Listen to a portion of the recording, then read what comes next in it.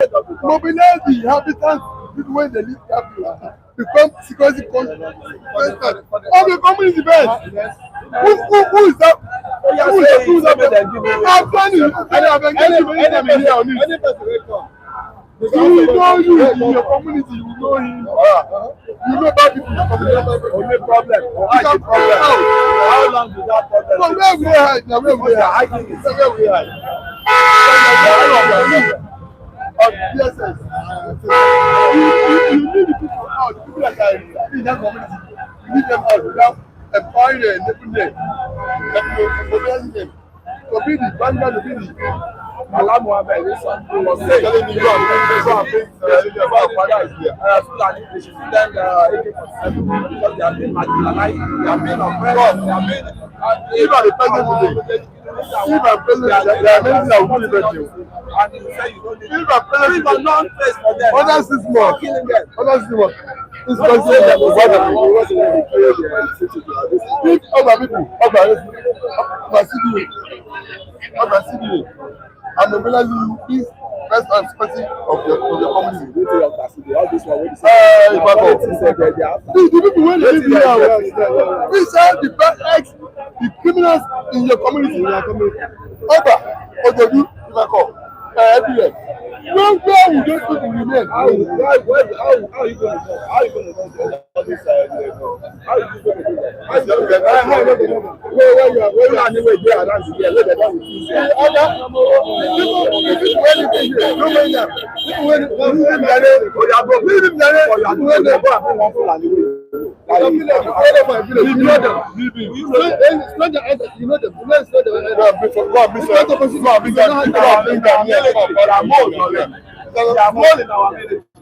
All that point, no matter here, you don't know what you're talking about. the government has taken decision. The government has taken decision.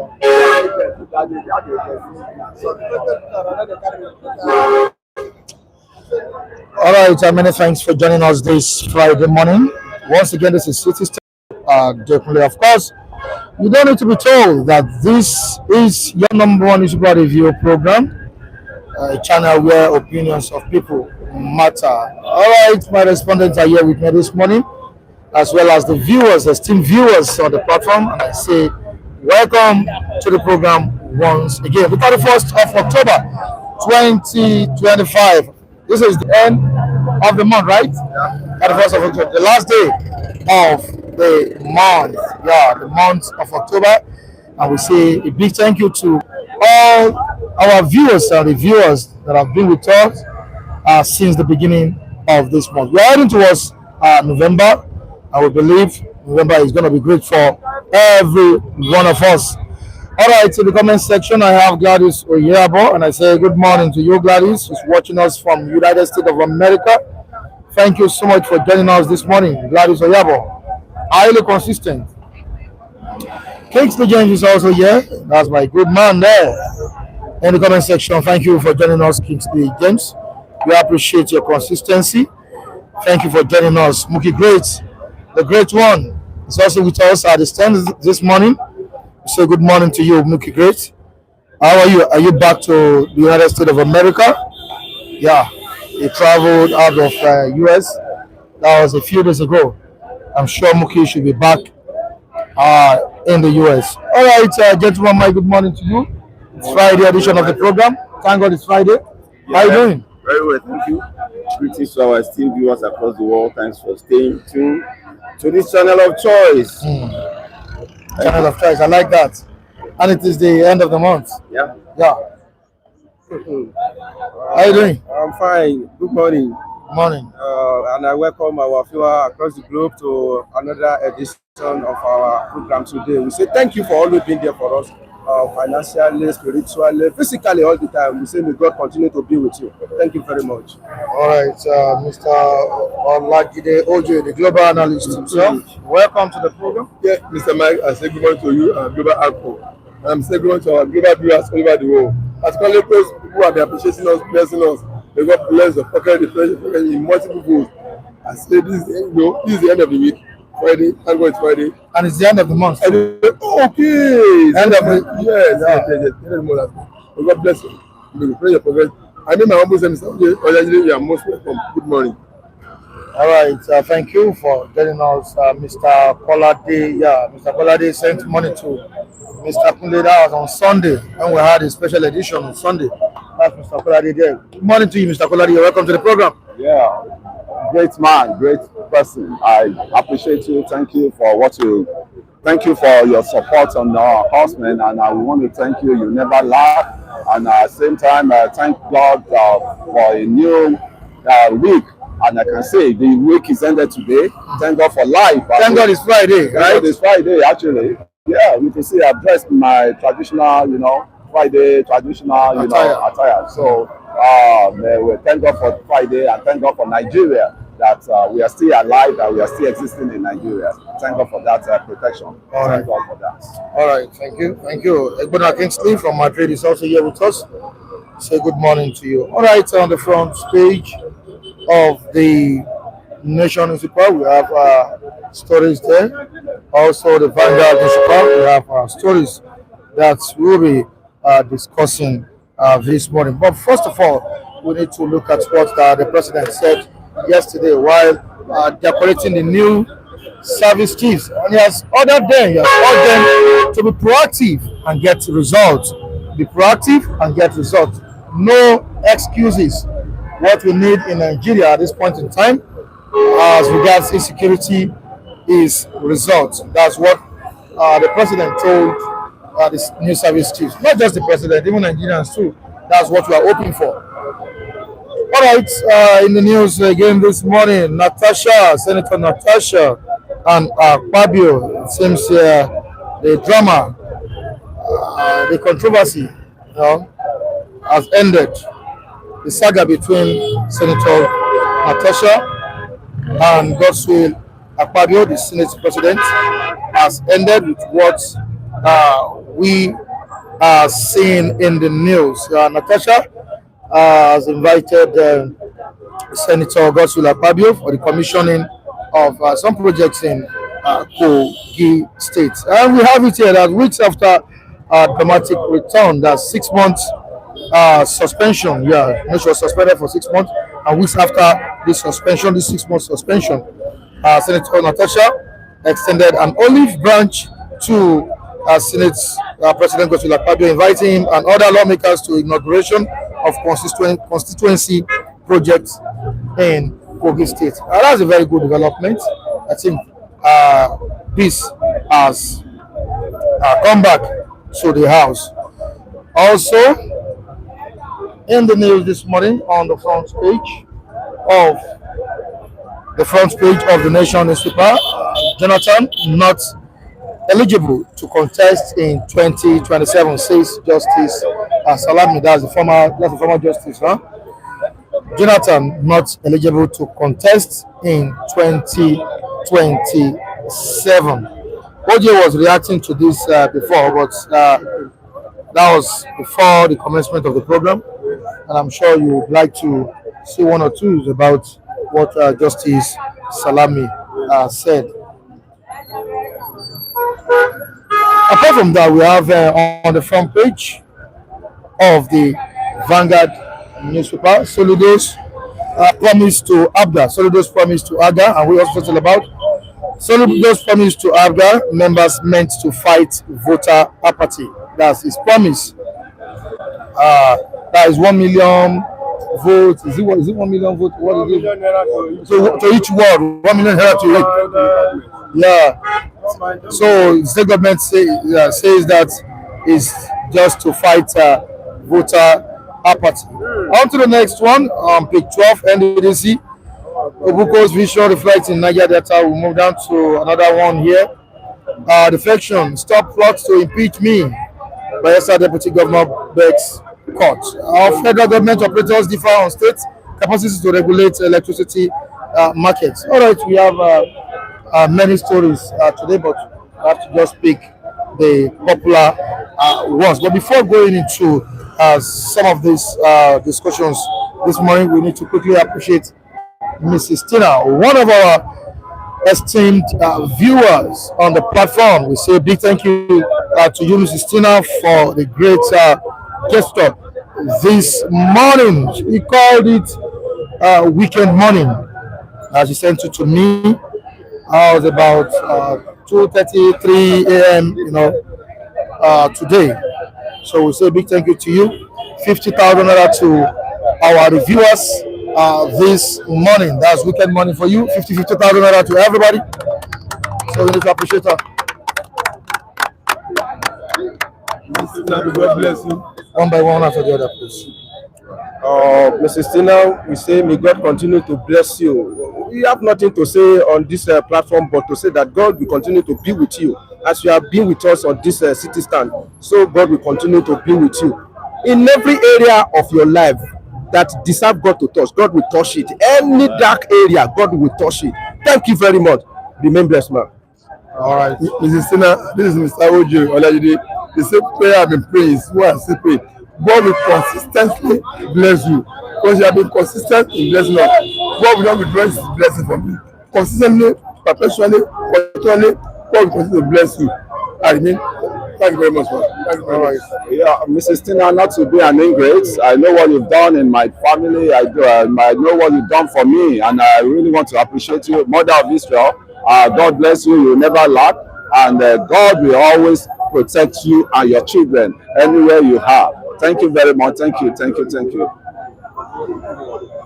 Good morning, Ms. Tina. I want to say a big thank you to you. Thank you for keeping us standing. God bless you, ma. I appreciate you. God bless. All right, thank you for keeping us standing on City. Again, thank you, Mr. Tina, for this gesture. The liberal soul shall be made fat, in the water shall be also watered, says the Holy Book. May God continue to water you in diverse ways in the name of Jesus. Thank you so much. God bless you. All right. On to the next one. Let's quickly talk about President Bola Tinubu and his service chiefs. We expect results, not excuses, this time around. Are you also expecting results from the new service chiefs? Well, as optimistic Nigerians and loyal one, what else can we expect than for them, to perform and for God to help them in executing their, their duty. The only thing we can do now is to be supporting them with our prayer and our goodwill, because goodwill also is part of it. It's not what they can do alone. They need the support of everybody in this country. So, for my own hand, I think the only thing that I can do to support them now is my goodwill and my prayer, and I wish them best of luck. So I expect that they are going to give us results. All right, the same way they pledged, the same way they vowed, it's still the same way their predecessors vowed to eliminate the criminal elements in the country. How different do you think these new service chiefs will be? Like I said, I wish they would be different from the one we have been experienced in the past. Although those one they have been experienced in the past, it's just that sometimes there is a political will to deal with these people. Precisely, I'm telling you, there is no political will. Rather, our government and the successful government lack political will to actually deal with them the way we expect. I believe that it's not easy to fight terrorism, but at the same time, our government does not help the matter. They don't help the matter. Imagine arrest, some people in the heart of terrorism. Now, without proper de-radicalization, you reintegrate them into society. Even you still employ some of them into the Nigerian army. Who does that? Because of you said they'll be giving you information, but eventually what we saw is contrary to what you expect. So it's all these things. Actually, in some area apart from Nigeria, they do it, but it's not half done. It's not something they will just do half done, and they will now hurriedly reintegrate them. Then, inject them into the military formation. It's very, very dangerous. It's giving us negative results all the time. I just read it recently where we saw that some of the radicalized Boko Haram gave information to their former colleague. It's very, very they're dangerous to say that they have radicalized them, we reintegrate them. Now we now put them into our. Sometimes it's hard for leopard to change its skin. These people, they have been radicalized, they have been brainwashed. So what is the criteria they use to know that they have been de-radicalized? Who subject them to some question? Who subject them to some surveillance, some watch? If it is Israel, this thing they are doing, Israelites will do it successfully. They will make sure that the person has been de-radicalized. They will know. A sound-minded, psychologist will know that this one has changed.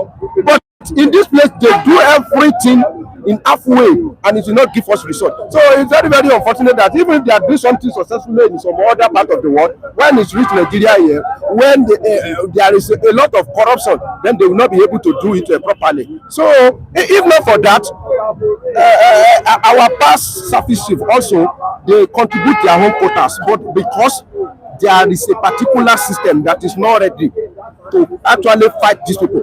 Mr. Michael, if we decide today that we want to really fight these people, if it is matter of war, some people will complain in the north that they are killing our people. Imagine federal government say, oh yeah, now let's go to Borno, let's go to, where are they again? Kaduna, Katsina, Sokoto. We want to give them back to back, like 6 months before next 2 months. They have killed us finish, so they are killing our people. It's their brother. So there is not enough political will to deal with these people, and there is little our service chief can do. Now looking at the body language of Mr. President, what is just need is results. Not, I said it, not just the president, Nigerians too expect results. So our expectations are very, very high. But if the results don't come soon, will the president take responsibility, or he will shift blame to the service chiefs? Of course, all papers he goes back to. He appointed them. Yes, he appointed them, and he should be able to see their potential. Can they, how far can they add it? So if they also fail, their failure also affect the president. The president is a dent on the image of Mr. President, because he's the one that chose them. So you cannot separate Mr. President from them now, because Mr. President is the commander-in-chief of armed forces. The position of Mr. President is more higher than any of service chiefs. So Mr. President is their oga at the top. So if they fail, Mr. President also fail. We cannot shift the blame on them alone, although they will have their own share of the blame, but Mr. President will also share. All right, I think this is beyond expecting results or telling them that you don't need excuse from them. What about our political leaders and Nigerians? Are we really united in tackling insecurity, Michael? Of course, I agree that it shouldn't be left solely to the military, despite the fact that that is their core job, their core area. They will rely also on intelligence. They rely on information. They can't really do much outside of information. Which is the responsibility of the people to give timely, we must add, information to relevant agencies so that they can also act at the appropriate time. It's a difficult war, I must admit. It's because it's not a conventional war. It's not that the enemy are on the other side while the federal government on this side, kind of an arrangement. They are already within the system. They are already within our system. They are already within our people. What federal government needs more is intelligence, is information. Unfortunately, we do not have reliable data here to really make that happen, and that is why the war has gone. Apart from different compromises here and there, different mode that are likely to have been in the system that they are equally battling with. I think it is more of intelligence. I've always said that ammunition without relevant information will lead to frustration, and I think that is what we have seen over time. That because you don't even know who you are looking for in most of the cases, the war has become very difficult. And I have also said that please, the way weapons have been moved to these people ought to have been checked, ought to have been known by now. For you to sustain this level of insurgents, you need weapon. How have they been consistently getting weapon without any of our intelligence agency picking that information? It's a question mark on our nation. It's unheard of that weapon keep moving to the enemy, to the camp of the enemy consistently, and that has not been checked. Because without weapon, they cannot do much.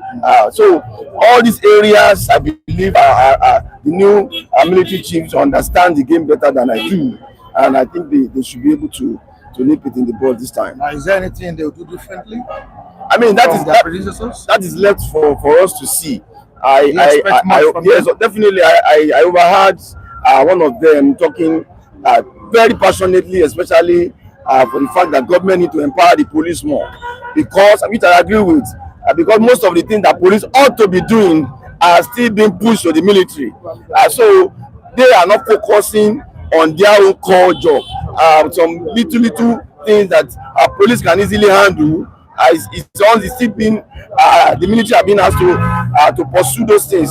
So, for instance, most kidnapping cases you still need to involve the military, of which, if our police have been properly empowered to fight such, you will not need to engage them. So the military, in a way, have been overstretched, especially into an area that may not really be their core job. All right, so let's move down to another story. I can see that the weather has changed. It's about to rain. All right, on Jonathan's story, Jonathan's issue, a former president of the Court of Appeal, Justice Isa Ayo Salami, yesterday said ex-president Goodluck Ebele Jonathan is not eligible to contest the 2027 presidential election. He said Jonathan cannot be the nation's president beyond the constitutional limit of 2 terms of 8 years.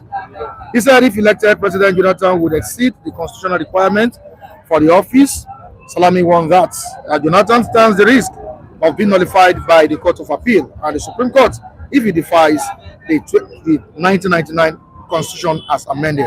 He said Jonathan's 2027 presidential ambition is dead on arrival by virtue of subsection 3 of section 137 of the 1999 Constitution as altered by the 4th Alteration Act number 16 of 2018. Blah blah blah blah blah blah blah. You know, with another legal opinion, give Jonathan the chance he wants. Mr. Michael. No, he has not even declared that he's contesting 2027 election. You know, can there be any legal opinion to counter what Justice Salami said? Let me tell you. You know, we have treated this particular case on this platform, if people can remember, and my stand is not different from what Justice Ayo Salami said.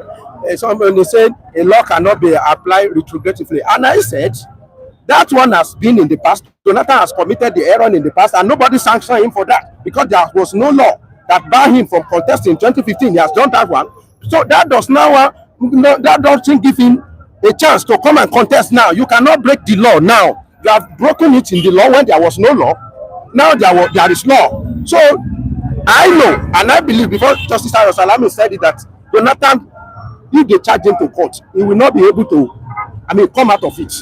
And I said that is the on that platter, that's where they will slaughter him. Simple. They will just slaughter him as simple as ABC in the court of law. He cannot come out of it. So presidency has been mocking him since. They know where they are meeting with politicians. They are waiting for him. They know he continue now. The place, you see, where the judge will put knife in his neck, the mark is there. They will just slaughter him politically. As simple as that. Nothing else. Yeah, again, can another legal opinion open doors for his candidacy? It's difficult now that 4th Alteration Act came in 2018, in particular. Is explicit that once you finish a particular term, maybe your boss term, by whatever reason, you only have just one more term that you can do, which I believe Jonathan has already done.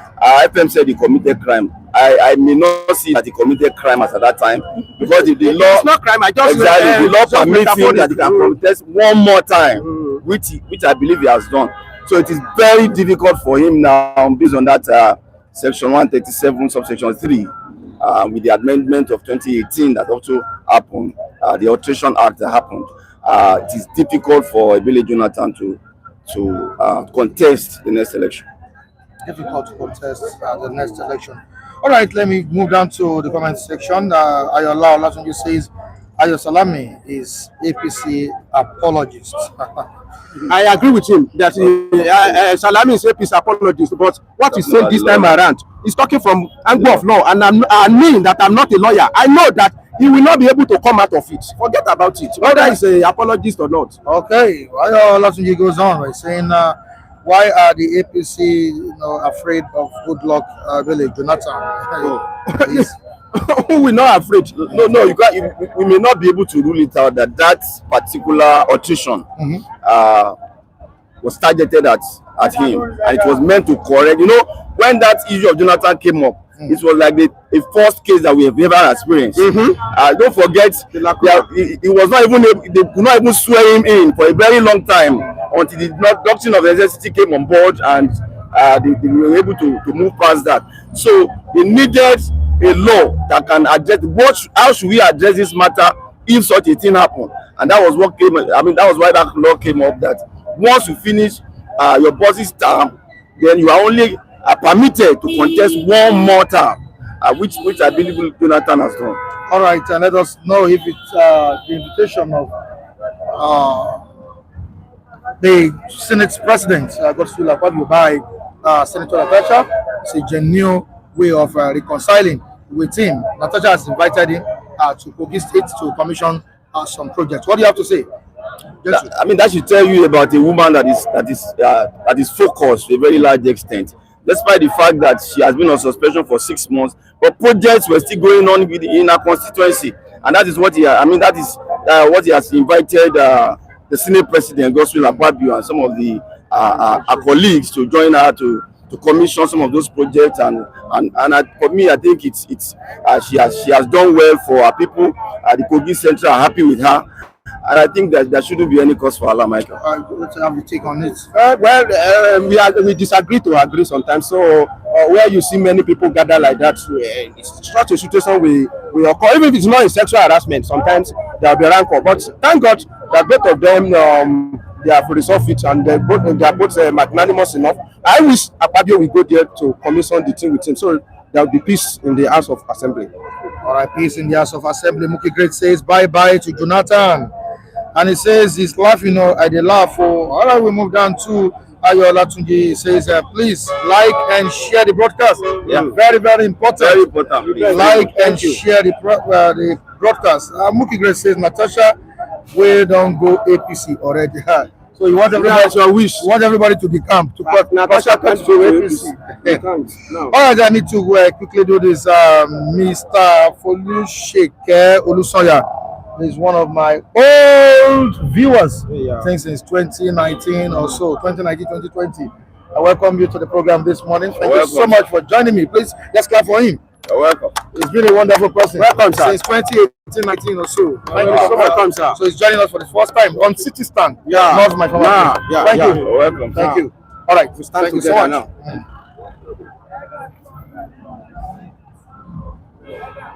Yes, good morning. Thank you for having me. I'm fine. It's a Friday day, and just briefly, I don't want to go too far. Be proactive. That's what the president told service chiefs.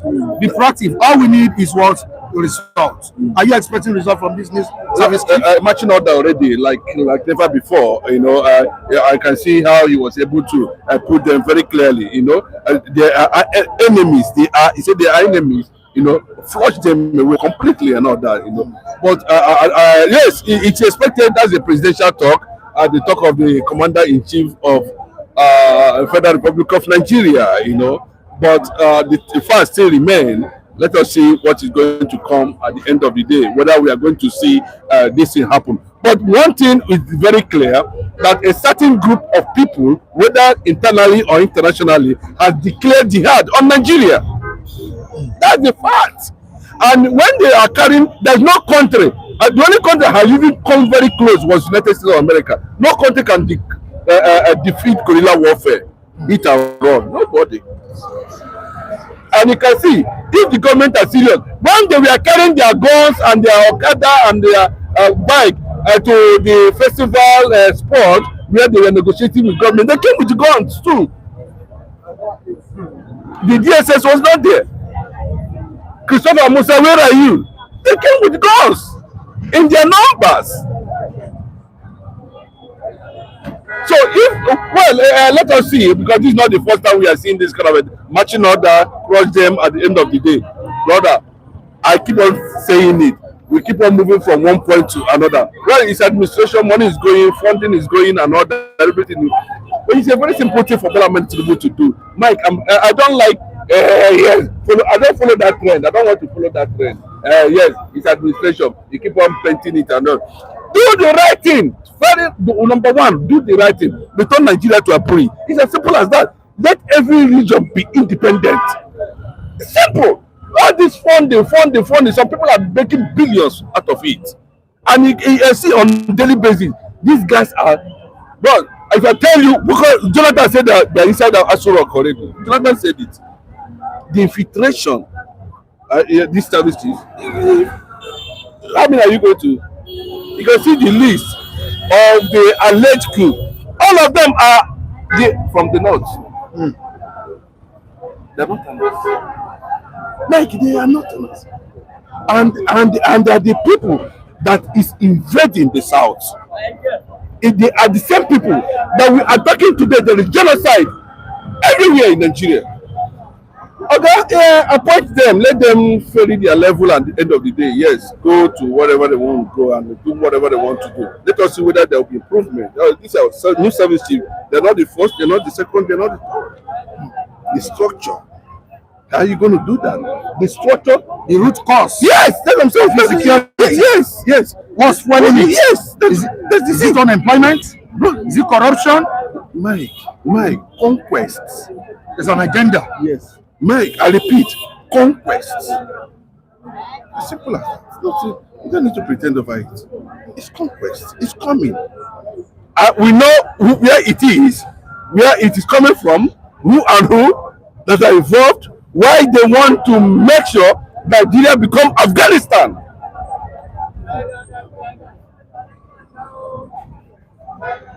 And I repeat, nobody have answered that question, and nobody have made that statement. Why is it that the southern part of the country are not invading the north? Taking their communities. Look at what happened in Kwara recently. A community was sacked.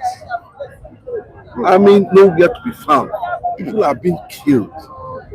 It's coming. Mike, go and mark my wife. I've been saying it. This service chief, but most of these guys are big men now.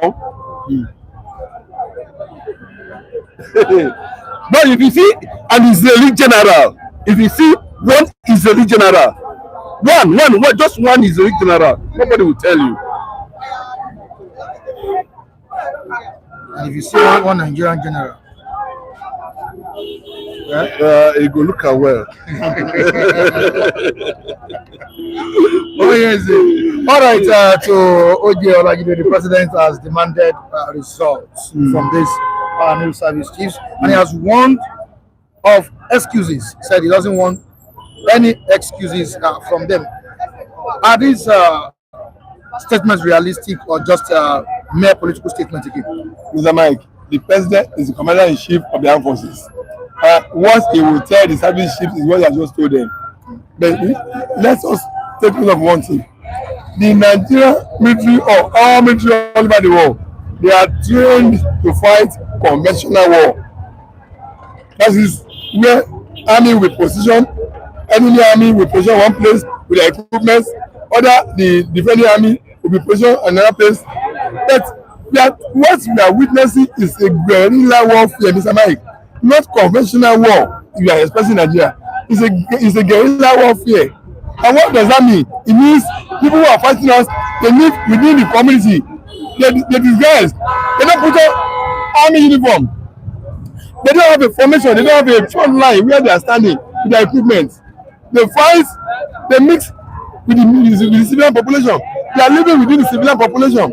They are researching and doing and drinking and doing everything within the civilian population. And yet, they are warriors, they are fighters, killing people, fighting military that are trained conventionally.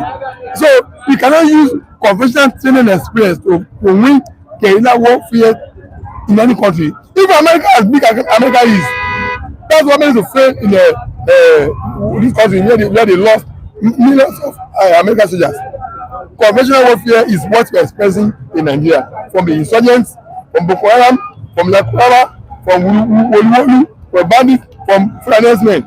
They are civilians who are armed, who are living among civilian community that are fighting Nigerians, civilian Nigerians, and they are fighting military people. For the service chief to win this battle, they must learn how to win guerrilla warfare, not conventional warfare, which they are trained. And what does that mean? That means the people, the community in which the people are living, they must now go to the extent of mobilizing the member of the community to be the first line of defense against them. Mr. Mike, these people they are waking up, they are sleeping in one community or the other. Those who are guerrilla fighter, they are in the community here. They are in Krakow, they are in all communities of Nigeria. What this service will do that make them succeed in this guerrilla warfare, this is not conventional warfare, is that they should be sent decentralized security system back into the community. I've been saying this. Otherwise, they will fail. Mr. Mike, I'm telling you, they will fail because they are trained to be conventional war planner fighter, not guerrilla warfare fighter. If you see any army, if you watch war film, you will see army of the country fighting against another army of another country. You will see their equipment, you see their soldier position somewhere. But you don't see any of these people position anywhere now. They are living within the community among the civilians. So let the service shift inculcate community the first line of action first among the people. Mobilize every community to be the one or the vanguard of identifying who are these bad elements in your community. There won't be any hiding place for any of the insurgents who are fighting us anywhere, who are fighting civilians, Nigerians, who are now attacking military. Take for example, if our community now is mobilized, all the inhabitants of our community mobilize themselves to make sure we are the first line of security system defense of community. The same thing you do if I call Agege, surrounding community. Tell me where would those people hide? Which community would they hide? They are not able to feed them out. By the time you feed them out, you just hand them over to security agencies that are around. But if you want to fight insurgency, if you want to fight insurgency, Lakurawa, Boko Haram, everything, which all of them are guerrilla warfare with conventional war knowledge, they will fail again. I'm telling you, they will fail again. And we should take the blame. Then now. What about the president? Of course now. Of course now. Of course the blame will end on the table of Mr. President as a fair president who could not secure the life and property of his people. So we keep changing salaries. Yes. They should know. I've learned, I've listened to a lot of military experts who told us that even America cannot defeat guerrilla warfare. Cannot. Because they are all trained in conventional war knowledge and tactics and everything. People who are fighting, who are living among civilians, who doesn't wear military uniform. They don't have any particular regiment, no formation where they are located, no equipment, no barracks. No, they live among civilians. They live among that. Do you agree with him? Of course, that was my expression here, very clearly. You know, but they have the federal government applied kinetic and non-kinetic approach. It don't work. You know, there has been, but I think to an extent, what we need to do if our intelligence unit is superb enough, you know, to be able to start a kind of infiltration. You know, a spy-like. You know, find a means, then be able to see that's where the citizens themselves need to understand that they need to support these men too, in terms of, you know, fortifying their communities and making sure that, you know, things are being reported the way it's supposed to be. But in an atmosphere like this, what really works that can bring it down a little bit is intelligence, you know, undercover activities. You understand? But in terms of what we are, we need deep national orientation agency to do work tire. because it's happening in Nigeria. For instance, United States of America, you know, where a certain sect or whatever, in less than a few minutes they'll track you down. Do you understand what I'm saying? So what we need, and that's what we are saying now, you know, we cannot continue like this, Mr. President. You know, we keep on spending money on security. We are not seeing any result. Every day people are being killed, other in the name of whatever. And the only way, you know, you could have stopped that, because one, the conquest is not about, apart from political conquest, which has already taken over the South. I can tell you mine clearly. There's political conquest already. To an extent, they have conquered southern part of Nigeria up to 60%. Once you're able to hijack the political structure, you know, according to international and national law of conquest and agenda, you capture the political structure first. When you capture this political structure, then the machineries of conquest can easily be successfully carried out. And that's why we are always afraid the kind of people we elect as president, the kind of people that take over political position, the kind of people that hate institutions, the kind of people that will bring within this space. Because see, and the military experts are saying it, the target is Afghanistan. You don't need to pretend about it. And I can tell you, in less than 1 hour, the entire community, Christian community, can collapse under Islamization.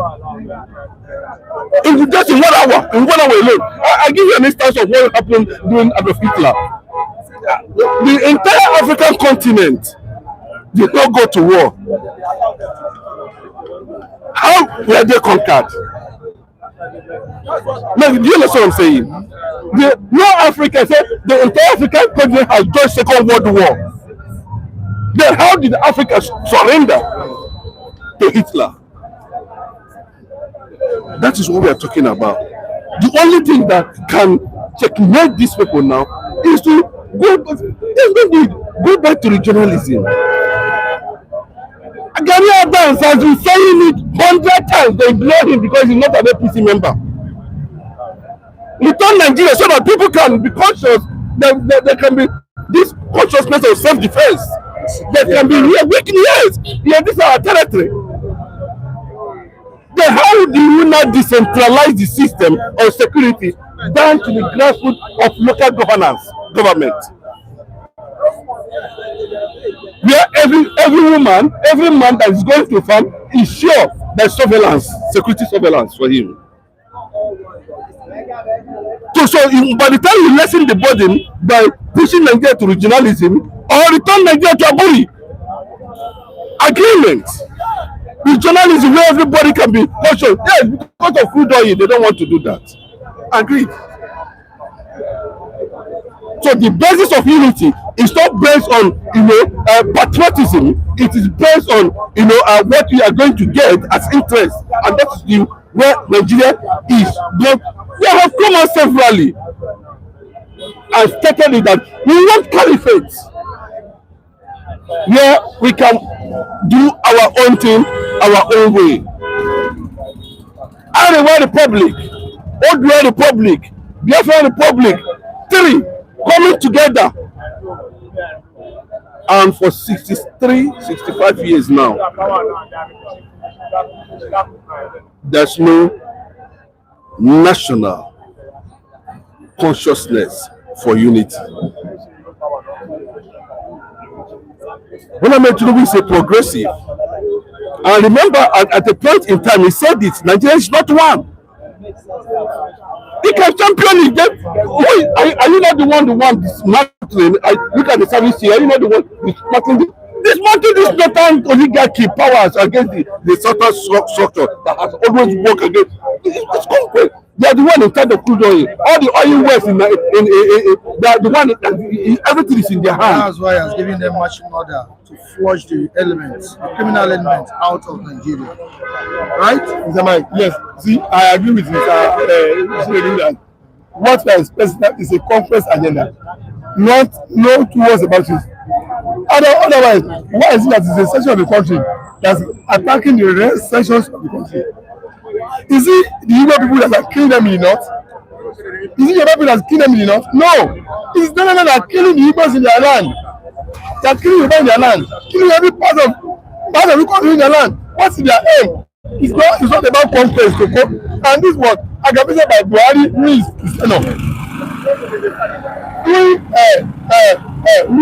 Ruga was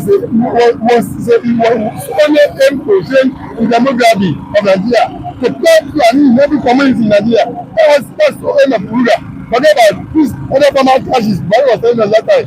When I was not successful. We also went about water resources be to harness every water resources, following to for foreign interest. When I was afraid and long run, the 9 days of his tenure was not taken blazing routes from the north to the west. So it's all about conquest agenda. And then we still see is that let every community be encouraged, be empowered, mobilized to defend their community. And now want to see who now lead his own plane and come and hire their community. I will be pushing out. All right, to the comment section. Today's Chima says Nigeria has changed countless service chiefs. That's countless service chiefs and nothing changed. Yes. And this time around, yes, it's not going to be different. Yes. And that's the bitter truth.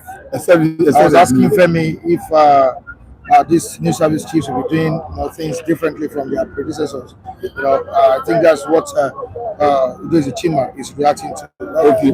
To you, are they going to be different from their predecessors? Mike, we are not going to see much because the structure that would have helped them is not there. The structure that would have supported their efforts is not in place. So they will end up, doing their normal check and balance, making security threat, press release, warning anybody that after that, the president will sack them another and give them lifetime benefits. Person will come in. As long as these people who are trained conventionally with conventional war knowledge and understanding, even if they want to use that approach to fight guerrilla warfare, they will fail again. I've said this now. They will fail. There are people they want to fight, they are not conventional warriors against us. There are people that live among and die within the community. Among us, you don't see them wearing army uniform. You don't see their formation. All right, that says I didn't support Gani Adams. I did. I did. Sunday Igboho, not Gani Adams. No, you don't understand what I'm saying there. With most respect, due respect to the late Ayo Adebanjo, the late Afenifere leader, yes, and of course, Nyamodo, who stood against Buhari as at that time. Kudos to Ayo Adebanjo, wherever you are, God bless you. Yes. For that decision not to support Ruga, but that's away from there. Yes. When I'm talking about Gani Adams, I'm talking about the issue of security. I'm not talking about secession here. Please take note. I'm talking about what Gani Adams said, about security and infiltration. The influence of these people in the southwest. Yes. Mr. Mike, let me add to that issue of Gani Adams and Sunday Igboho. If you are talking of can you compare the two? They are incomparable. Yeah. Yes, Gani Adams has a formidable people on ground. I'm telling you, what about Sunday? Yeah, what formation does he have on ground? I'm talking about the structure on ground. I'm telling you what I'm privy to, because I know. Go to every place you see OPC formation, see intact. They only marry down. OPC members are still holding their meetings every now and then, everywhere. They are still available everywhere. They only marry down, they only play down. You don't hear them. They are still formidable on ground. Every part of the balance. So we also don't say Boas. He doesn't know who Gani Adams is. Does he think they can make him or I'm not talking for nothing sake? Yes, men on ground, OPC formation, they are still existing tomorrow. I know many of the meetings, many of the camp where they are holding their meeting. They are formidable. So it's only a matter of learned lesson on what is someone under Obasanjo when he was arrested and almost in prison. So he has asked members, if you do your meeting, continue your meeting, be on the ground. But they are still formidable on ground. The day obviously will come out, you will know that they are warriors in Yoruba land. So so they are paying the young price as well. I like him, but he doesn't have the structure of fighters. No members of him. Compared to Gani Adams, they are not in the same category at all. Let him know that. Tell him today. All right, Mr. Lajide, stop blaming Buhari. The ball is now in the court of Tinubu. Let him do the job. Okay. Stop all these blame games. Okay. I agree with him. All right, Olatunji says the current political gladiators would not like the restructuring of the contraption called Nigeria because they are beneficiary of the lopsided system, though they fooled Nigerians in 2014. I agree with you. But Mike, I pray that the time will come when the poor will start fighting, will stop fighting for these rich men. Yes. I pray that time will come when the poor masses will stop defending these politicians. Because if you know the right thing to do and you refuse to do it, of course, that's the consequences everybody is facing today. Which community in Nigeria now that the Fulani has never touched? Mention one. No one. They have not killed. They have not killed. They have not invaded. On all the states. No one. All right, apart from this, so we still have more people on ground this morning. Yes.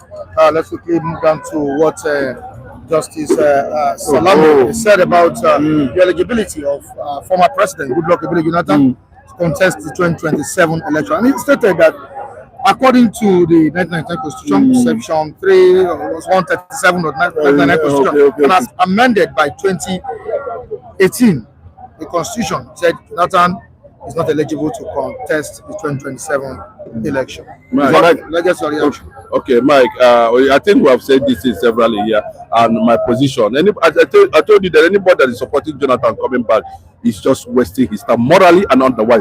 Jonathan does not need to, put himself on another tight corner. His wife, but I told you, he has not come out. But some people will come here and he's going to contest. Is it morally? Apart from that, whether constitutionally, the Constitution has banned him and otherwise. My brother, Jonathan is supposed to understand some certain things. Currently now, he is the ambassador of conflict resolution all over the world, appointed by United Nations.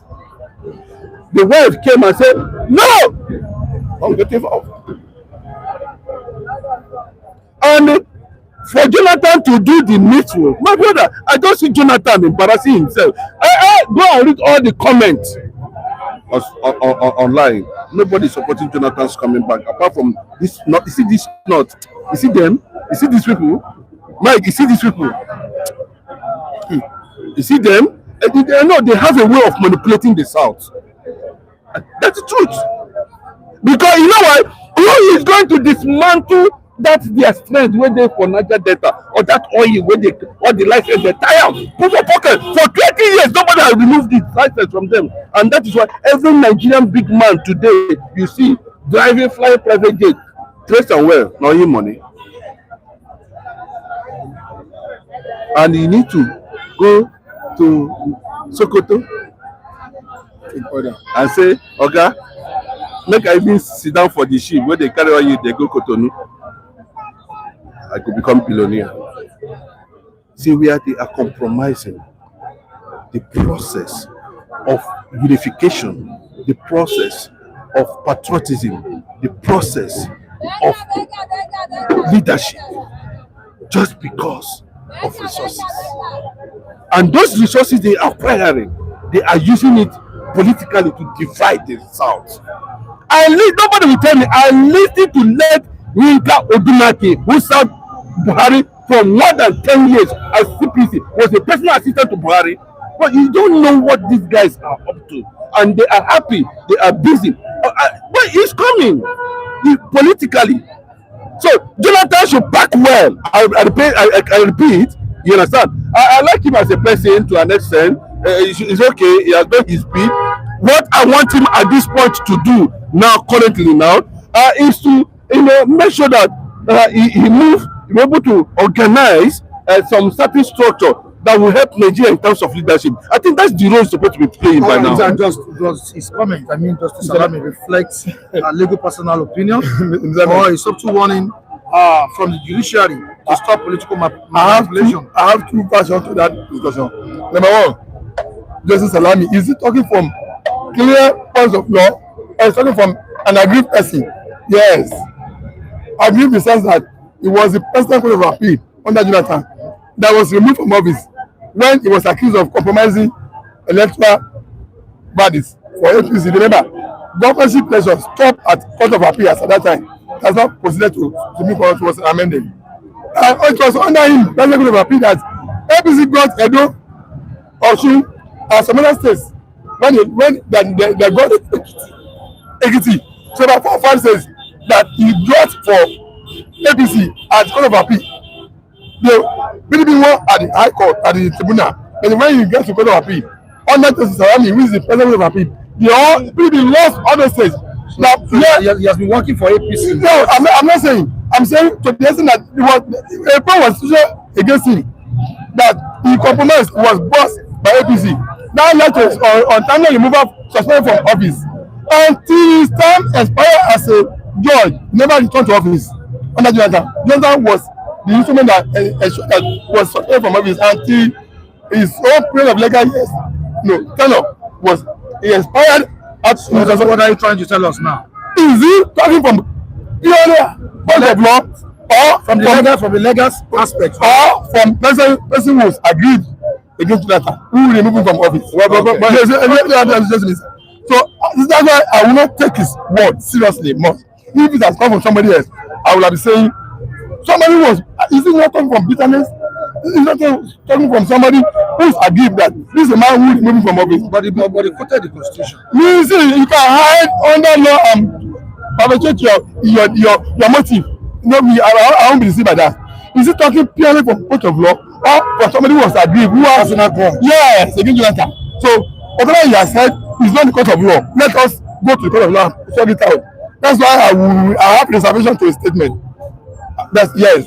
So if Jonathan is capable of, is eligible to contest or not, let Jonathan go to the court of law. Let people challenge him. Do you have any reservation? I have good reservation, 100%. Jonathan to just step away from this circle of 2027. For now, he has done his bit. I agree.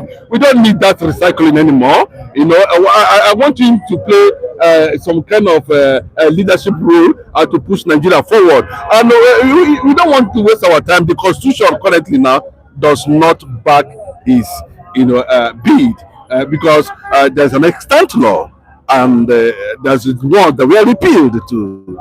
You understand? So it does not favor him. And for me, whether it's constitutional or otherwise, morally, I won't support Jonathan on that regard. Please let us like the program. Very, very important. Viewers watching us right now, let us like the program. We have how many likes here? Just 16 likes. Please let us like the program. Let's push it. Let's push it. Let's push it. Also, if you're watching us for the first time, kindly subscribe to the channel. Also, drop your comments regarding what we are discussing this morning. Ayola Olatunji says the only man that can challenge the current administration of APC is Omuluabi. Peter Obi led the opposition rally around him. All right, somebody said behind me, that is it. All right, we'll move down to Honor Yoma. Good morning from Gabon. Watching us from Gabon. Gabon. All right, God bless you all. God bless all of you. All making sense, giving us information. All right, thank you. Thank you very much. Udo Ichima says, but the court has already said Jonathan is eligible to contest. So, there is a Chima on this. There's no call access. My kudos goes out to this presenter. He's so good at what he does. Thank you very much. Thank you very much. Thank you very much. Oh, thank you. Thank you very much. Thank you so much. Thank you very much. All right, we move down to Mutiu. What they enjoy is Okeogun today. What they enjoy in Okeogun today was done by Igboho, not OPC. So where was Gani Adams when people of Okeogun were complaining about Fulani killings? Let me answer that question. You see, even in Ibarapa, hello, Mr. Mike. There are OPC members in Okeogun. I'm telling you, they are under instruction of leadership. They don't just take care to their hands. They don't just go out and be confronting anybody. There are instruction of people who is leading them that for now, look, the Yoruba leadership has not sought for the assistance of OPC to defend them in anything. Remember when the OPC were doing it, they tag them as military and they are causing insecurity. And as that from that time, they have managed down to act only when they are instructed by the leadership to act. So if you go now one sits up and defend their land, yes, there's nothing bad in it. That does not mean that there are some parents of OPC there, but they are organizations that are under instruction, that have leadership control, that abide with the instruction of the leadership. They will just go out and go and act until they are instructed by leadership, and then leadership will not also instruct them until you have political backing of the government of the state. The Seyi Makinde is even supposing OPC to act in that regard. He won't. So if OPC go out and act against Fulani, Seyi Makinde will deny them and he will implicate their leader. So the board has taken it up. So you understand that OPC is an organization that has leadership control, has leadership, and the structure of how they on their teeth. So, sir, OPC, but no, they will rise up, they will rise up because they have leadership that they must act under instruction. And the leader has not instructed them to do that. They need another. Yes. Yes. That's the answer to me. Thank you so much. Thank you very much, Mr. Mike. I really appreciate your contribution. Good morning to you. Good morning. Yeah, good morning. You are here before you. Okay, here before you. All right. How are you doing, sir? Very fine, sir. Good morning, our viewers, wherever you are. It's a pleasure to be here. Good morning, our global audience. I say good morning to you all, and good morning, Nigeria. What we need from you is results. Result is what Nigerians need. And the president has said it all. No excuses this time around. He has charged them to smash groups. I mean terrorists in North Central, Northwest, everywhere. What do you have to say? Yes, I think that was a good one from Mr. President. You know, we should by now have gone past the days of complaining. We expect to see results. Understand? We've seen how insurgency is ravaging the north. And I listened to the naval chief yesterday, and he was saying that one of the senators asked him a question that what will he do differently, understand, to produce results. And he said that there is already an existing structure. He will look at the structure and look at possible ways of reforming some. And then he also talked about deploying technology, particularly the drone system. You understand that it will be more effective in producing results, and it will save costs. You understand? We've seen that the terrorists also, have also stepped up their game by, deploying drones as well. So I think if there is any time Nigerians are expecting result from the military is now, because we are seeing the terrorists becoming more emboldened by the day. You understand? They will come out and even tell you the next place to attack. That is scary. You understand? So we hope to see them step up their game, and we hope to also see them carrying out we hope to see intelligent gathering, in the security among the military, in the military architecture, a situation where you are able to fish out those bad eggs, you understand, those moles, you understand, those stooge, you understand, that are responsible for, compromise, you understand. And I think if the military will, be flexible to adopt every possible, means, we can defeat the terrorists, the insurgents that we are confronted with. Even though I know, like Oladije said, fighting internal is one of the most difficult fights you learn, because you are fighting people who are not wearing uniform, and they live as citizens in your country. Look at the days of Jonathan when suicide bombers were. They will come. Some of these men will disguise themselves as women. You understand? They wear hijab and the rest. We pump in them. So you understand? And if you go tough on them, then the other community will say extrajudicial killing. You understand? So we expect high level of intelligence being deployed by this present administration. And we also expect to see motivation, particularly because the morale of the military is low. You understand? Whatever is happening in Nigeria, they are also citizens of Nigeria. The inflation has also affected the junior staff so much that, the morale is, imagine you are at the battlefield and then your family is calling you for, things that you cannot afford.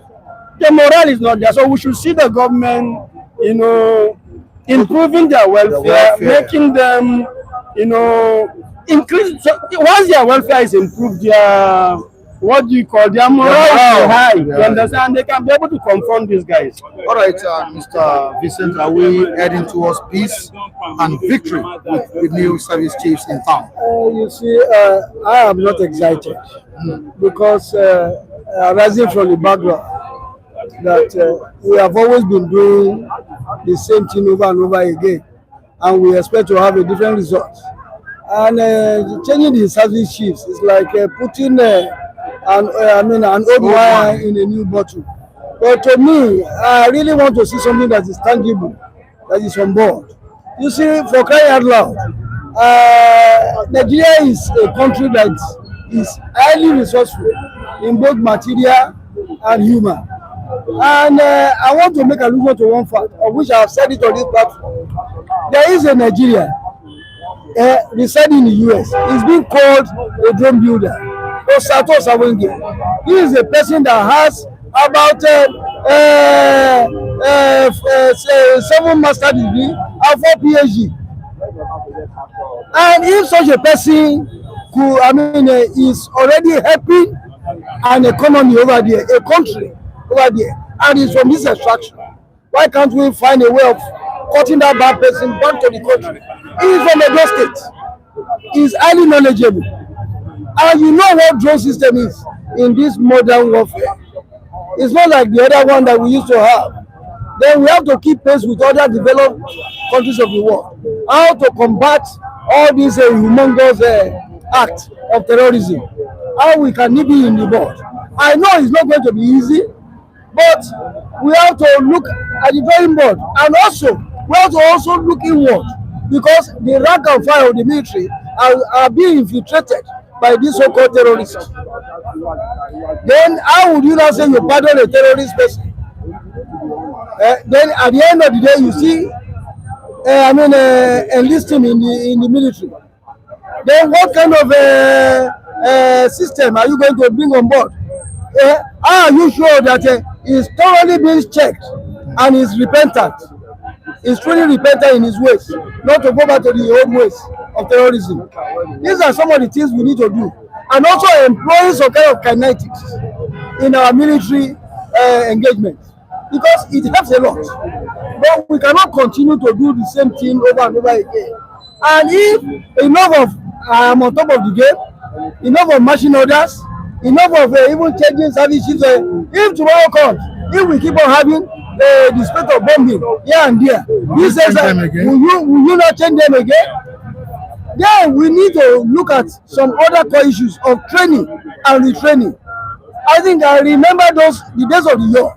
Nigerian soldiers have been sent to Sandos. So they send them to this other military formation in the United States. I don't know whether it's still very much available now. And also, the junior officer that have been made to go to where the fire is, how much oil, motivation, have they been able, the military hierarchy, the military structure, have they been able to even prepare them so that it will give them that favor to even defend their country land. I am talking in terms of welfare, and I believe that I believe that anything that can use excitement for the gusto, and I believe that if such something is being brought to the fore, I think it will go a long way in accentuating our military might.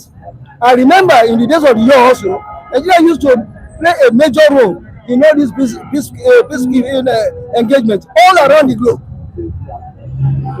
You understand? But what do we have now? We are giant of Africa, but giant that is still late.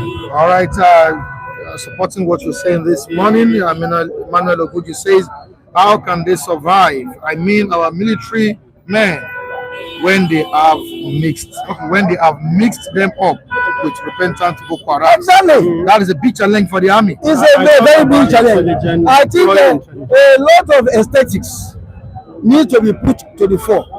You need to look inward and see that who are those people that have really sworn to really done that gap of that military uniform. Are they really conscientized to that duty they are about to take? And how are they going to live up? Because there should be a routine check on all the personnel, starting from the high ranking to the bottom. I think by so doing, I think we'll be heading somewhere. All right, let me just say, let me get the reaction of Mr. Johnson on this morning. Yes. Your take on what we've been discussing. Thank God it's another beautiful Friday. Of course, we're discussing the problem of terrorism, banditry, and other associated crimes. And like my gentleman friend told them, and what the president told them, enough of window dressing, enough of cosmetic approach, enough of empty promises, empty bosses, excuses, unnecessary alibi here and there. We're on top of the game. We're on top of issues. Enough of all this. Enough of all these proactiveness. Right? Yes, we need to be active. We need to go the extra mile. Gone are the days of rhetoric. Gone are the days of unnecessary semantics and theatrics. It's time to tackle it headlong and take the bull by the horn. Fine. It's an asymmetry war. Asymmetry in the sense that the enemy you are fighting, they know you, they can identify you, they know where you stay, they know what you live, they know your capacity, but you don't know theirs. You don't know anything about them. You don't know what this say. They live among civilians. They have most in the military, in the army. They have it in the police. They have it in the navy. No doubt, it's an unconventional problem. It's a pretty nuanced and complicated issue. But again, every unconventional problem requires some unconventional measures in addressing them. So we need to go the extra mile. We need to take some extra measures in containing the excesses of banditry. It's that time, the whole state, the Nigerian state, Afro-Kerala, we are not in the Obasian state. We are lavish, short, brutish. So it's that time they stop taking the whole nation to ransom. We have read too much on this issue over the past 2 decades. And the issue of terrorism, those are minor mundane issues that other civilized states, civilized countries, they have gotten over it. I don't know why in Nigeria we find it pretty difficult in handling our security issues. Is it possible for President Bola Tinubu to defeat this element? And if you ask me, I will tell you it's not undoable. It's not impossible. It's possible. Why not? Why not? If it's possible in other climes, in other smaller countries, in other less economically prosperous countries, in other less scientific environment, why not in Nigeria? The problem basically is the willpower, the political will to tackle it. Don't forget, you and I know quite well, perhaps because of the terror, the multiplicity we have in Nigeria. You talked about political will. Now, where does it lie? The political will. On our business elite, on our political elite, they lack that political courage, that political will to do the needful at the appropriate time, to do the right thing at the right time. Same because of political consideration. So it's that time we did away with all that. It's that time we downplay our political limits, our political connection. Is my brother, nepotism, favoritism, tribalism. We downplay all those mundane, trivial, banal issues, right, and so that we make progress in the politics. All right, thank you so much. They've assumed office and have vowed to end insecurity in the country. Let's quickly talk about the eligibility of former President Goodluck Jonathan to contest the 2027 election. You heard what Salami said. You see, Salami is Nigeria, and he holds the fundamental human right to state his own perspective on any issue at the front border of the nation. You know, he was once the president of the Court of Appeal before he was unceremoniously, booted out. And I want to also make an allusion to the fact that you knew what really transpired then when he had sway, and to the extent that APC, the government of the center now, was then in the opposition, and how he was being touted as having connived, connived with APC party, ACN establishment, to give them the toga and of states that they later controlled in the southwest. And being that as it may, and I want to also say that Salami could say anything, but he's not a lawyer, he's just a judge. And though he is I got to disagree, sir. Nobody to be you must have been a lawyer in the first but you may disagree. But I'm only telling you that in law, there's always an exception to every rule. And you know, our law is so powerless to say that there are other gateways. What you think that is right might also be proven that is wrong. It depends on your power of argument and I mean your points. I think be that as it may, he might say to come and say Jonathan is not eligible to contest. But I read somewhere, I started to be corrected if it was not so, where it was stated that Jonathan can contest 2027. But my own problem, that's my own perspective, is that Jonathan coming is going to even change the entire dynamics that is already on ground. Everybody knows that Obi would have been a potent fighter to raise power with the current government. And if Jonathan is coming to the mix, you know what it is.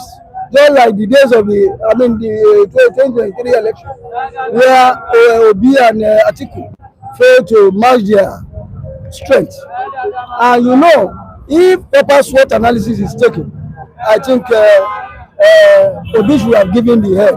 Let it be at the front burner. Then all other candidates that want to compete with APC fall behind.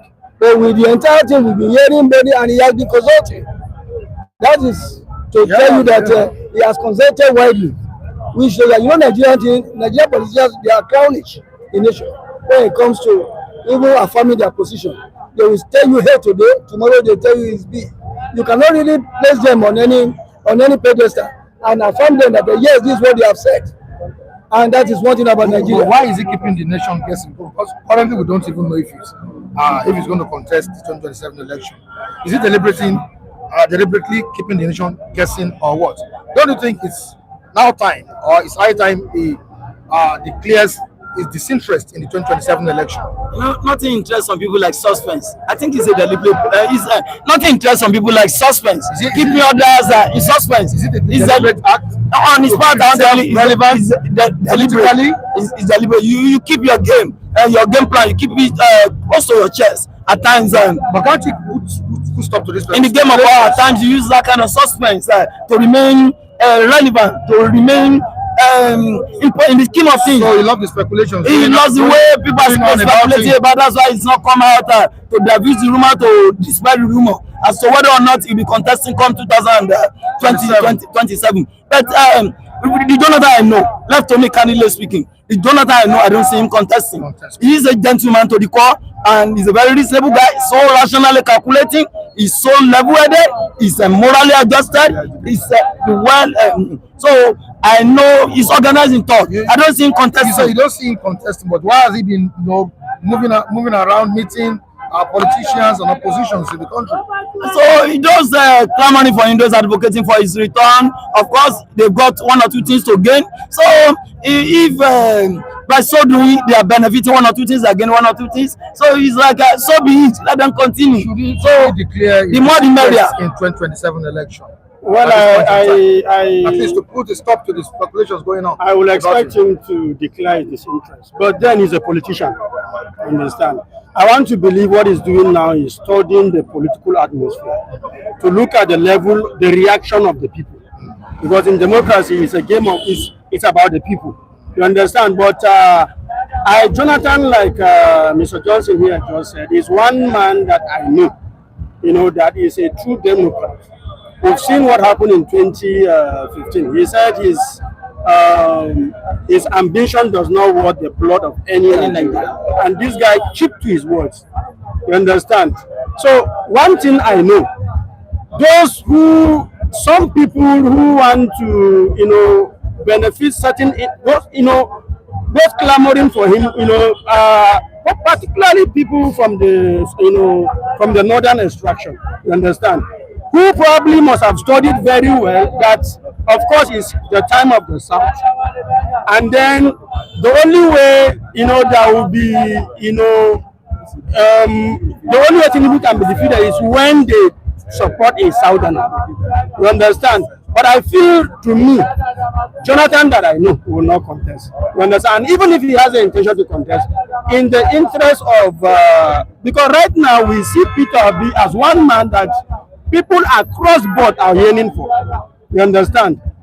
In the interest of Nigeria, he should bury his ambition and throw his weight to behind Peter Obi. All right, thank you so much. All right, Mr. Olumide says, Mike, read comment. Please resend your comment.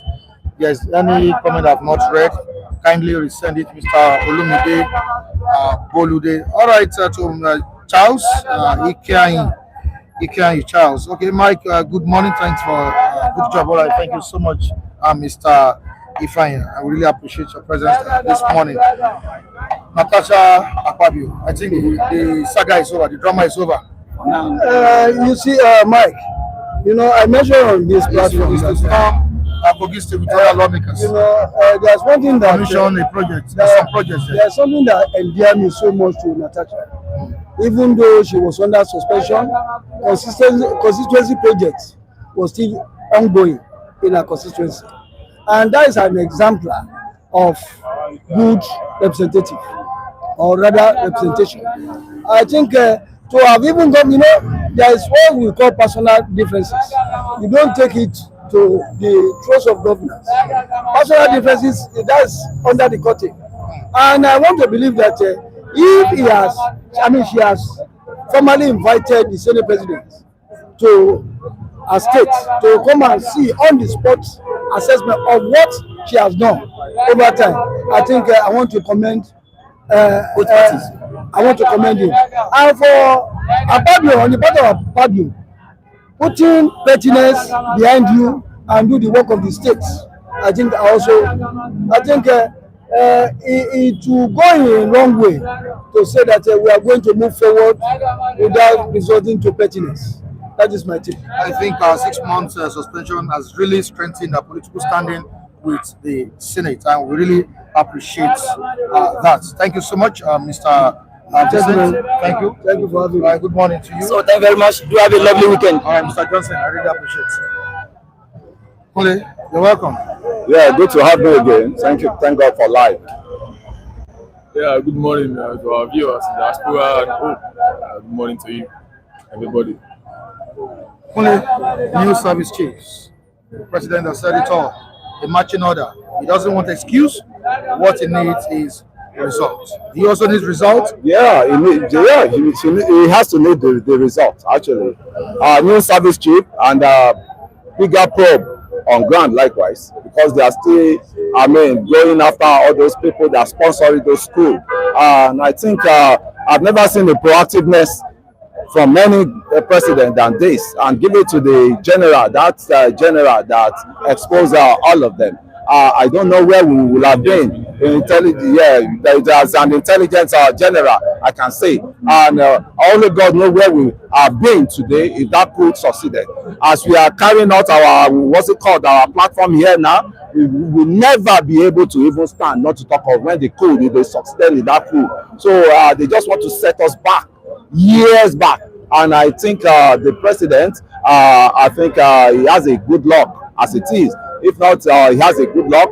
One single entity will not come out of the plan and dish out the information to the presidency. As the one that happened in Burkina Faso sets the country back. Yeah, it can, but you can't compare Nigeria with Burkina Faso, my brother. Why in populations, you cannot compare. And in all other strategies that we have, Nigeria is giant of Africa, mind you. Progress to them. As it brought progress to Burkina Faso. As it is now, I have never been to Burkina Faso, and I don't know what is going on. Brought about progress. It's by progress, but as it is now, as it is now, there's a riot against him. There's protest against him likewise, that he needs to relinquish that power and allow, I mean, the What election. I asked you, Yeah. did not answer what I've not been able to know. I've not been able to check Burkina Faso. Yes, you know, Traore, yes. You know, the guy said he just occupied the seat, and it was God that helped. It was him that helped himself. Maybe Suma will give us. So I've not been. Has it about progress? I've not been. The emergence of Ibrahim Traore has it brought progress to Burkina Faso? In fact, Or setback? Traore is another for the Christian religious people. Is a Jesus of Burkina Faso today. You know, a new breeze have been blowing, and they are receiving new breeze now, new everything in the state. The coup in Burkina Faso has brought progress, you understand, and development to the city, to the country, and to the people of that state, you understand. So Burkina Faso as it is now, I give it 5 years from now. You know, you are seeing, you know, right now we want to do 2027 election. Before that time, you will see how lovely that country will be. There have been a lot of progress. They have, it's having one of the, biggest and finest type of equipment hospital now in Africa, Burkina Faso, and they use the country money fund to do that. We've not heard that the Traore himself had a mansion or have multiple accounts, bank account, have a hotel, whatsoever in Dubai to this very moment, and it's actually working with those sensible parliament, about they call it, house member, the cabinet of the state. It's not fully 100% military kind of, but what is it called? It's about development of the state, because you see have a lot of civilians, working as the politicians under him, but he's here to supervise every decision, any money inflow of money, out of money, making sure that they use it judiciously, and the construction of their roads. It is the citizen of the country that studied, that into construction, in schools and so that they want constructing their roads, and he used the state money to import tractors and all the machine used to construct roads. So they are not even giving it out to Arab whatsoever or this or the bigger. And everything has been going on fine. There have not been any report of protest. All right, away from Burkina Faso, do you see results coming? In what? Yeah, the order given to the new service chiefs. Yeah, that is how it's supposed to be in any, as a leader that wants things to work. When the former service chief cannot tell us that what the actual allocation budgeted for them that they requested for by the president, their president, have never been given to them. They have been buying ammunition upon ammunition, fighter, but still, they're still telling them that what they mistakenly hit a place, kill Nigerian people, mistakenly, you understand? So if the service chief, they have come to tell us what they have, how they are going to tackle insecurity. So let the president give them now the next, let's give them 6 months. 6 months. 6 months, because they have all necessary things to actually work. And the new services they are not novice, they are not outsider. They have been in the military. They understand what yes, so they understand and they are higher rank officers. They understand the career and whatever the policies that have been made and the strategic so far. So there should be no excuse concerning how to take down the terrorists in space of 3 months. And if they fail to do so, they should be sacked. Yes, immediately. And also the former service needs to be sanctioned and investigated also. And that is what has not happened. But yet, instead, the president is giving them this, giving them that. Maybe because it's high time we do not politicize the lives and property of the Nigerian people. You are giving them certain amount of money per year. On what basis? You understand? Those that misuse and mismanage the funds given to them that they could not account for. And the president forgot that what any coup that will happen in any country in the world is not always carried by most senior officers. Either it is the captain, some major, some officer that you look down on, very intelligent one, that one that will take down all the top officers. So no matter amount of money you give to the top ranks of political military officers, that will not stop any coup in later. And what are the reasons why coup happen in a state where there is social instability and it seems as if there is no way forward? And these people understand we have all what it takes for country to be great, and you are not doing the needful. That is why someone will wake up one day to say, let's take this over. And that is what has happened in every country in the world. So the president should focus in taking the country forward. That is what we are after. Yeah, thank you very much. I think I have to just draw with the loyalty of the new service chief, and he deemed it fit that he brought in the people that are really loyal to him. And I can say wholeheartedly, we are good to go. But it cannot, Nigeria and Mr. President cannot defeat this charlatan alone. We need help, external help, and they said it wholeheartedly. From them, they came out from them that they need help. They have to consult some of the foreign mercenaries that will come in and like the one that came under Jonathan that time. And I can say wholeheartedly, they have to prepare down what do they have on ground for them to work with. That was what diminished our, what's it called, the alliance that we will have with the American embassy under Jonathan, American combat under Jonathan then. And I can say wholeheartedly, the president has learned his lesson, and that is just playing into the gallery and is just wasting his time. And why am I saying this? The moles inside the military already, he has just seen it. The light has just beamed on him now that there are moles within the military. So the job must have been done, get done. But when you have a mole, that mole that you have will keep on extending.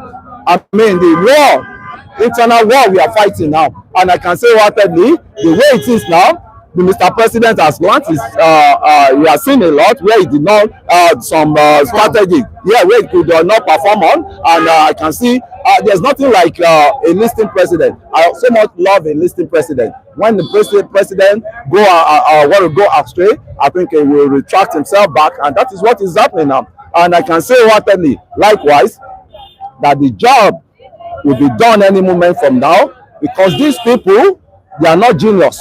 They are not genius of they are not killer genius. And I can tell you wholeheartedly, once you get their leaders, and Mr. President, the Malami that said they capture some of their sponsors in Dubai, where is Malami today? Invite Malami, and Malami has to be questioned.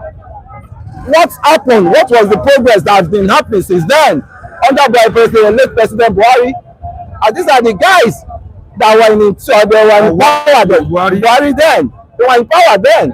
So how come that up till now, instead of getting off these people, they are still just multiplying day by day?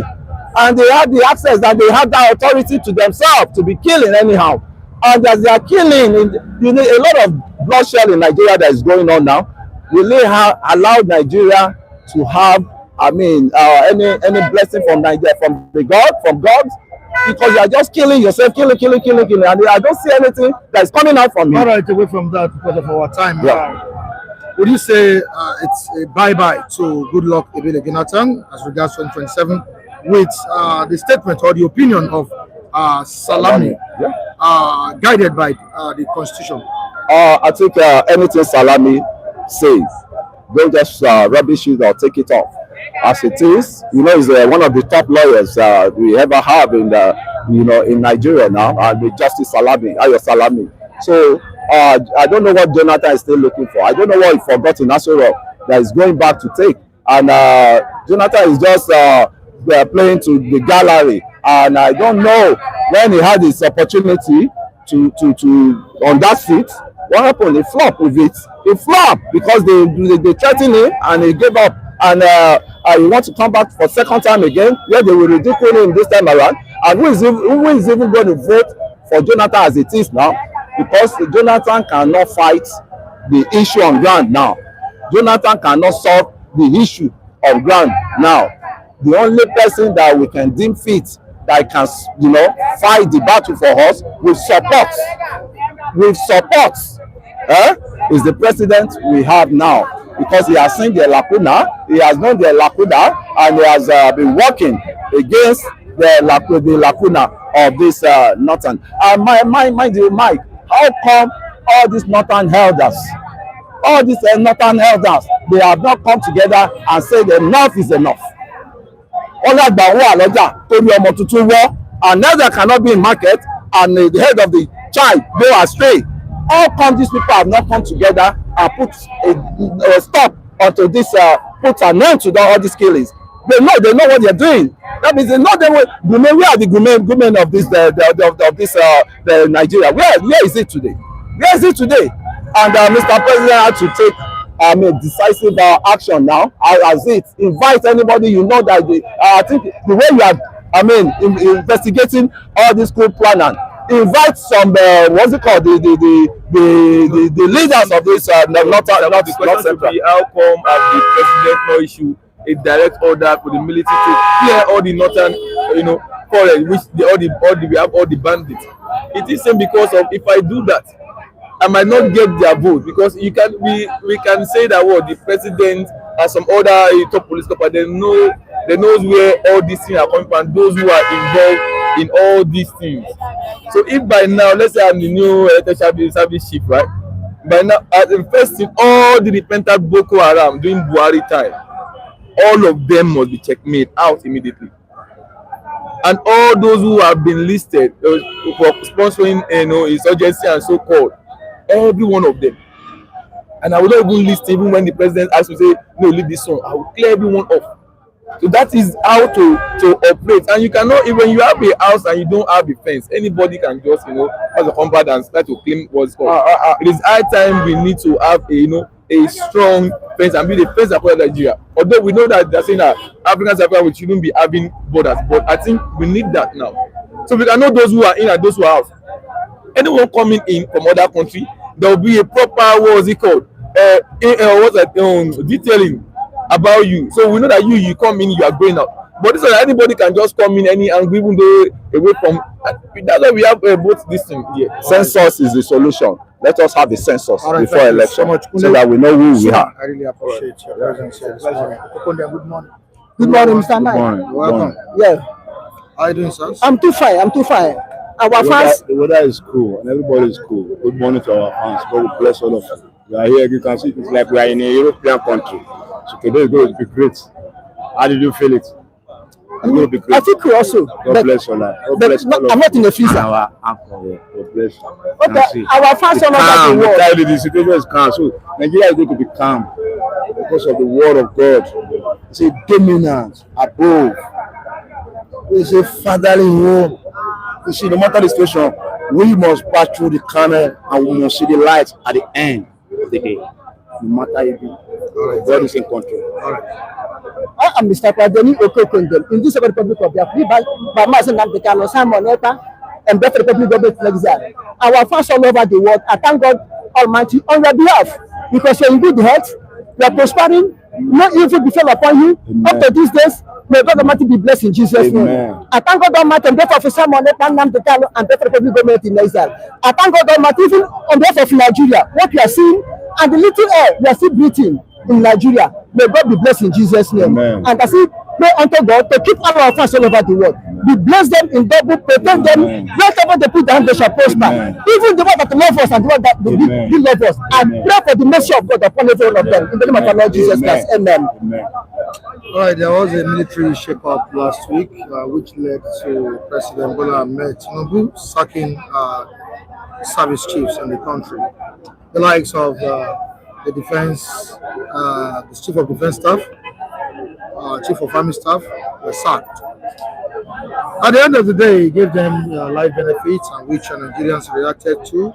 But this morning, we have it on papers. The president has given directives, he has charged them. I mean, the new service chiefs. The new service chiefs were appointed, same last week. Yeah. And the president, what do you want to say something? The president has charged them to save democracy, eliminate terrorism, terrorists in the country. So Nigerians are reacting this morning. We have had different views concerning the president's order. He said he wants results. He said he doesn't want excuse. As a Nigerian, do you also want results? Do you see these people giving us the desired results we want?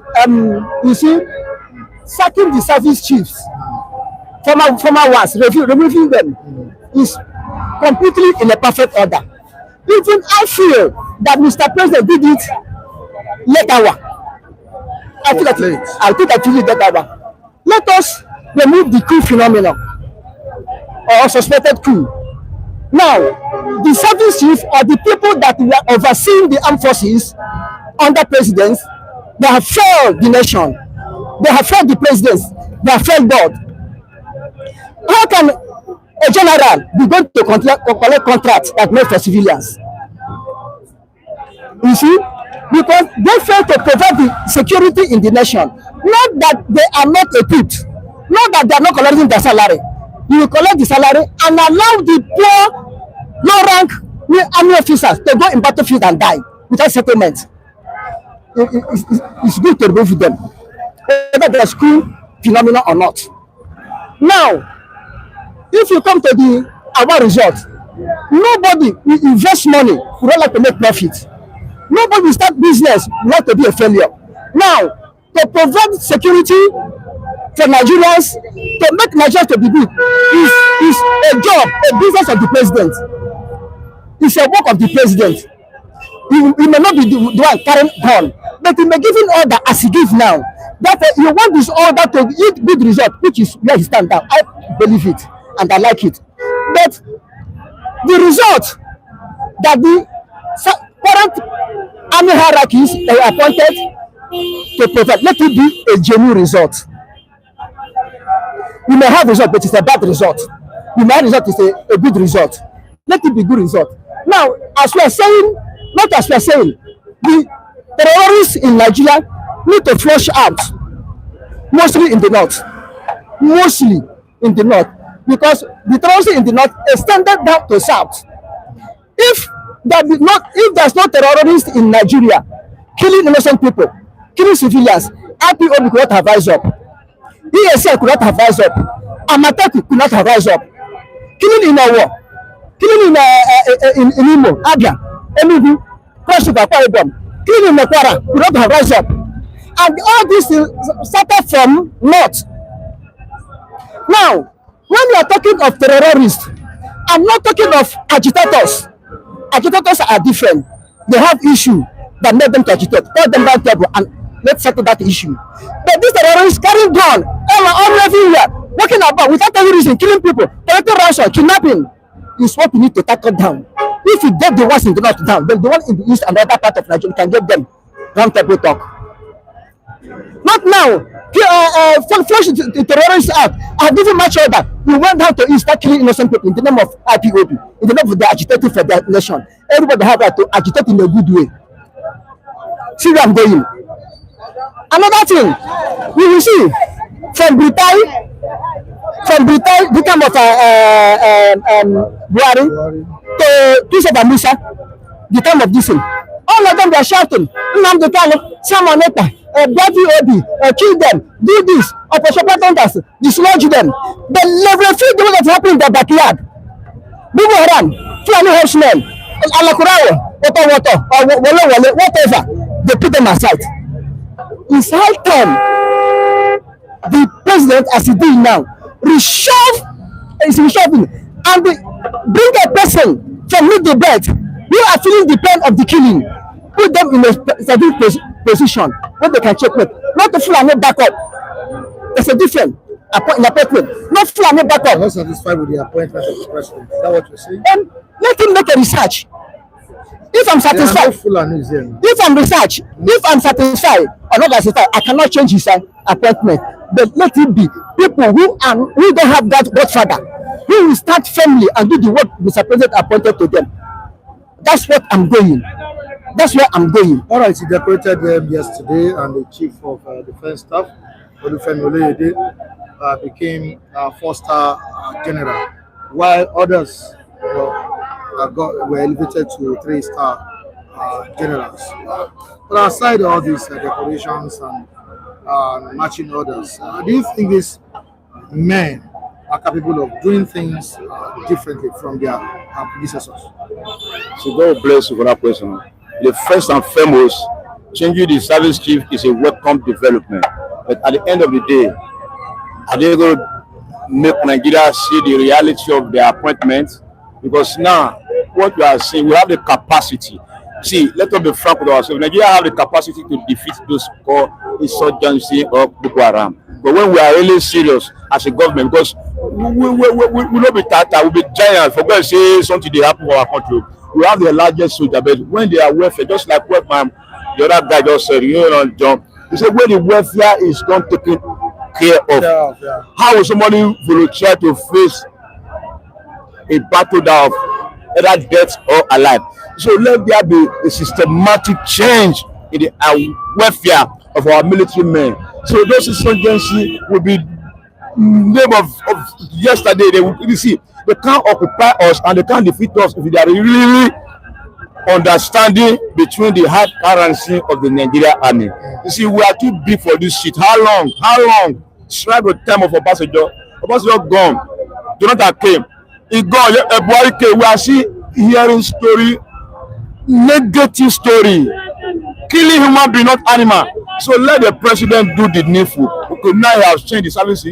Give them the authority, match them, flood them, and let us see the reality of that marching order. We want to see, because we are Nigeria. We can't say because of A, B, C. We are not Nigeria. We are Nigeria. We want a peace atmosphere of everywhere we are in Nigeria, because we are tired of the massacre of our people. Let them do the needful and let us see the reality. All right, thank you so much, Oluwawan. God bless you. I really appreciate you. Thank you. Now we are in a hurry to celebrate in Nigeria, and we implore our military men to do the needful. Let them get these criminal elements in the country out. Yeah, the president has given marching order, and we expect the best results. All right, I say goodbye to you on the program.